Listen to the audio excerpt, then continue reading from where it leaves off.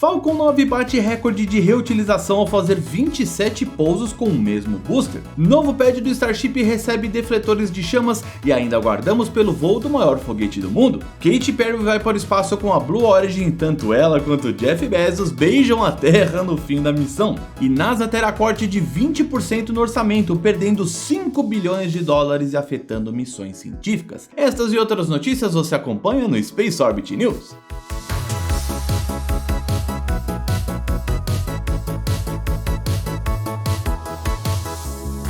Olá pessoal, bem-vindos ao Space Orbit News, o seu jornal espacial com informações sobre divas pop que viajaram em foguetes com formato esquisito. Mas vamos começar com o Starship, pois é o que dá visualização e paga as contas, né? E a SpaceX continua trabalhando para preparar o próximo lançamento, que pode acontecer no final de abril. Apesar de não sabermos que raio de solução os engenheiros vão dar para o problema da ressonância que ferrou os dois últimos lançamentos. A investigação do voo 8 permanece em aberto e nem a SpaceX ou a FAA disseram mais nada, então continuamos no escuro com relação aos preparativos. Mas isso não quer dizer que Starbase está parada como o seu Tinder, pois o trabalho segue firme e forte para concluírem o segundo pad de lançamento, um que seja mais tradicional, usando um grande defletor de chamas. A empresa do tio doidão Musk instalou duas gigantescas peças na trincheira e que devem jorrar milhões de litros d'água para conter a fúria dos 33 Raptors atuais e os 35 da versão 3 que estão por vir com ainda mais potência. E tudo indica que depois de finalizarem a estrutura e colocarem um Starship para partir dali, será hora de olhar para o primeiro pad e agir no maior estilo destruir para construir, pois será feito um retrofit para atender os veículos maiores. Isso não significa que o design atual é ruim e não funcionou, pois vimos 7 lançamentos acontecendo dali sem problemas, e o primeiro nem conta porque foi um show de pedras voando por todos os lados. Mas a ideia é que a estrutura seja mais fácil de ser reutilizada, não levando mais do que algumas horas para estar pronta para um novo veículo partir, mesmo isto parecendo ficção científica nesse momento, porém a SpaceX sempre conseguiu transformar o impossível em realidade. E o ritmo também acelerou na Flórida, pois as obras do Kennedy Space Center deram uma boa avançada com uma trincheira sendo aberta bem na frente da torre do Starship, no LC-39A. Ao que tudo indica, o projeto será o mesmo que está sendo feito no Texas, e a SpaceX jura de landing leg juntas que vão fazer um lançamento na Space Coast ainda em 2025, e estamos torcendo muito para que isso aconteça. E onde o Starship vai voar primeiro, no pad 2 do Texas ou na Flórida? E será ainda esse ano? Deixe nos comentários que queremos ver a treta comer solta.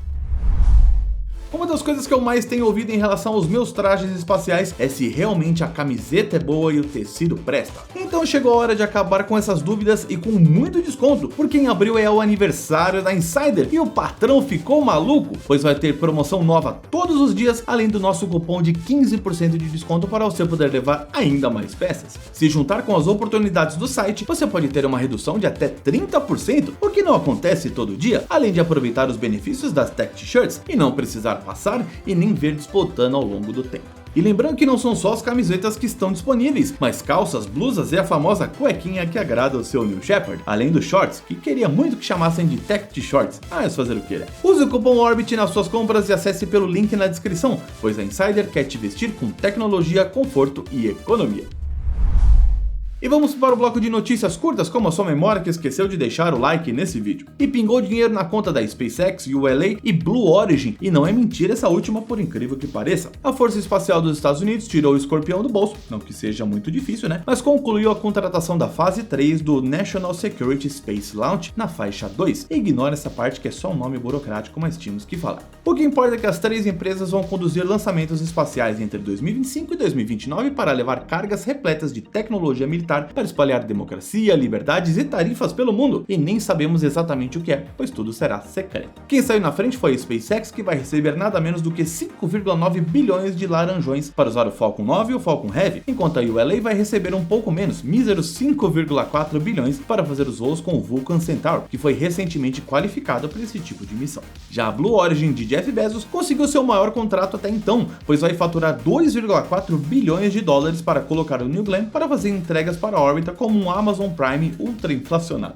A divulgação do contrato mostrou que na área militar não tem nada de corte de orçamento e que a United Launch Alliance tem que ficar de olho aberto, pois a Blue Origin finalmente conseguiu papar grana do governo americano e tem um bom foguete e com mais capacidade do que o Vulcan. Então no duelo de carecas entre Bezos e Tory Bruno, ainda é uma vitória para o cowboy espacial, mas Jeffinho bateu o Neil Shepard na mesa. E se uns estão estourando champanhe, outros estão comprando lenços, pois a NASA deve ter um corte substancial no seu orçamento para o ano fiscal de 2026, na ordem de 20%. Isso significa uma redução de 5 bilhões na grana da agência, e para você entender como isso é muita coisa, vamos pornográfico. Analisamos o orçamento da NASA ao longo da história, mas focamos desde os anos 2000 e o tombo em 2026 é o maior desde 1970, logo após o primeiro pouso na Lua com as missões Apollo. Logo, a Agência Espacial Americana vai ter que sair cortando tudo o que for possível, inclusive o telescópio Nancy Grace Roman podendo rodar, o que seria uma perda gigantesca para a astronomia. Outras missões científicas também podem ser afetadas até chegar no James Webb, mas cortar dinheiro do SLS que é bom, por enquanto, nada. E falando nessa estrovenga, a montagem do foguete mais caro e menos revolucionário da história continua no VAB da NASA no Kennedy Space Center. O adaptador do tanque central foi colocado no lugar e a próxima parte a ser movida é o segundo estágio, chamado de ICPS, que é equipado com um motor RL-10 à base de oxigênio e hidrogênio líquidos. A expectativa é que esse museu de grandes novidades voe em 2026, mas os problemas do escudo de calor da Orion ainda não foram resolvidos, então podem esperar mais atrasos. E o novo administrador da NASA, o bilionário Jared Isaacman, disse em audiência no Congresso americano que o SLS é a forma mais rápida de chegar à Lua neste momento, porém não é uma solução a longo prazo,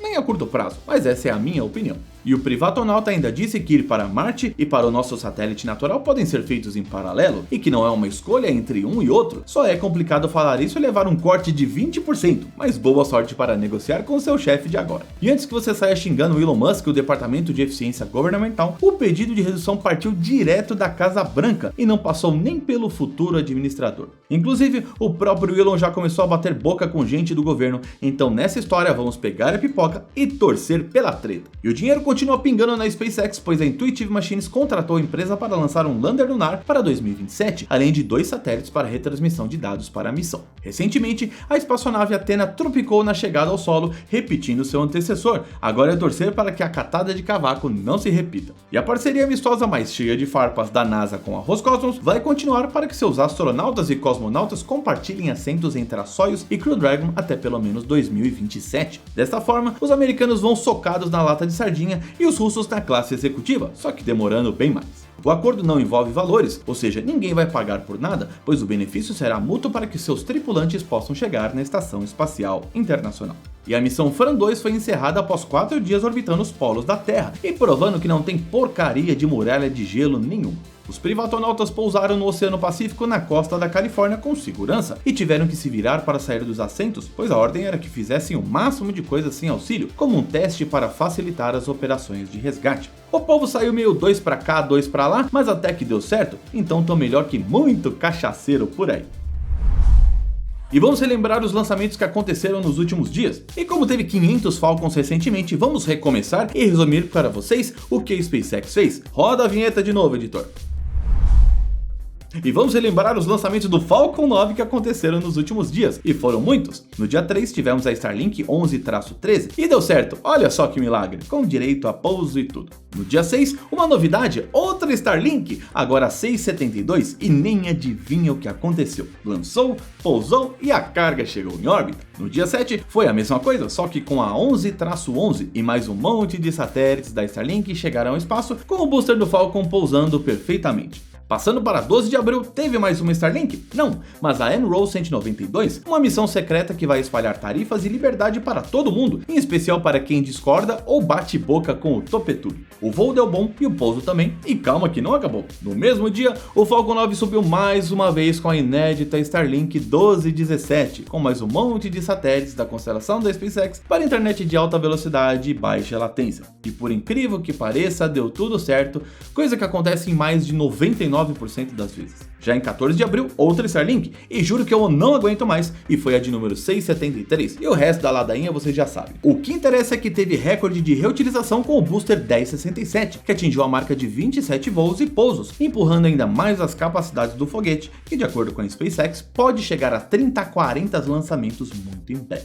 Cada reutilização economiza algo em torno de 30 milhões de dólares, então já foram 810 milhões só nessa brincadeira, que não viraram casa de peixe e nem lixo espacial. Mas ainda tem gente que realmente acha que recuperar e reutilizar foguetes não vale a pena, e que a conta não fecha. Agora vamos voltar para o resto do mundo, pois no dia 2 de março a China lançou um Long March 6 com a Changping 3A02, com o objetivo de ser um alvo para calibração de serviços de vigilância em solo, para fins de estudos atmosféricos e correções de modelos de predição orbital. Mas achamos que é só um nome bonito para ajudar em operações militares, mas eu não o questionei porque senão vou desaparecer magicamente. Passando para o dia 8 de abril, o longevo e persistente Soyuz 2.1A levou uma espaçonave de mesmo nome com 3 tripulantes para a Estação Espacial Internacional. Além de 2 russos, o voo levou o astronauta da NASA Johnny Kim, que é ex-militar do SEALs, médico, piloto e astronauta, e qualquer outra coisa que possa imaginar que você não tem, mas a Morena adora. Então é até bom que ele vai ficar 6 meses com seus colegas em órbita, assim ficaremos seguros deste ser onipotente. Pulando para o dia 10, o Long March 3B/E levou a TJSW-17 para uma órbita de transferência geoestacionária, e a carga já sabe, né? É secreta, mas dizem que é para fins de teste de tecnologia de comunicações, e a gente finge que acredita, mas só deve ser uma forma do Xi Jinping responder às tarifas de Trump direto na Casa Branca no telefone do Salão Oval. E não menos importante, tivemos no dia 14 de abril o New Shepard partindo com a NS-31 com uma tripulação completa de mulheres para irem ao espaço. Entre elas a noiva de Beth Jesus,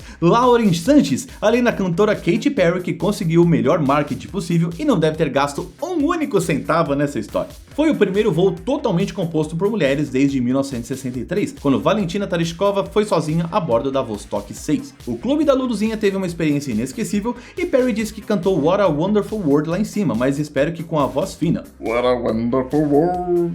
O pouso do booster aconteceu sem nenhuma surpresa e levantou poeira antes de tocar no solo de Van Horn no Texas. Já a cápsula fez um retorno suave e os paraquedas fizeram seu trabalho, assim como o retrofoguete antes do touchdown. Ao saírem da chapeleta, a emoção tomou conta e não teria como ser diferente, visto que foram ao espaço e Katy Perry beijou a poeira do chão, como uma conexão com o nosso planeta ou algo parecido e tão meloso quanto. E teve experimento brasileiro nessa missão também, com a Space Farming Brasil enviando sementes de grão de bico e batata doce para fins de pesquisa científica. O que não é bom, mas sim excelente. O problema é que ficamos sabendo disso só depois do lançamento e por o Space Orbit ir atrás também. E nossas fontes dizem que a iniciativa da rede Space Farm não quis divulgar por medo de dar errado o voo e por aí vai. Mas fica a dica, galera, a gente ia falar sobre de qualquer maneira e vamos ser sinceros, em um voo em que a Katy Perry e a mulher do Jeff Bezos estão a bordo, mesmo que desse muito ruim, a culpa jamais seria da batata doce. Então na próxima, avisem que é melhor divulgar algo pequeno do que não ter o que divulgar. Mas a cena mais inusitada de todo o lançamento foi o chefão e noivo zeloso